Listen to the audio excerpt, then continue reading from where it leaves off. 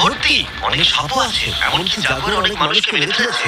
Snake island থেকে কিন্তু আমরা বেঁচে ফিরেছি। তার জন্য একদমই ছিল। ওটা কি একটা পাথর? Sir, sir, sir!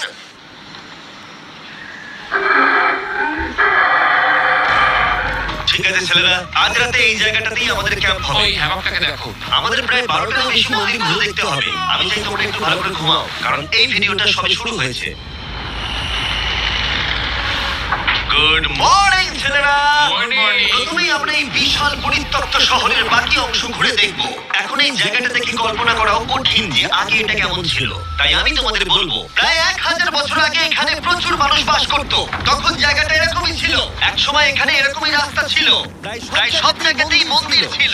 শহরটা ছিল উন্নত, কিন্তু ভেতরে গেলে অসাধারণ শিল্পকর্ম দেখা যাবে। ঠিক এই রকম। অনেক বড় জায়গা।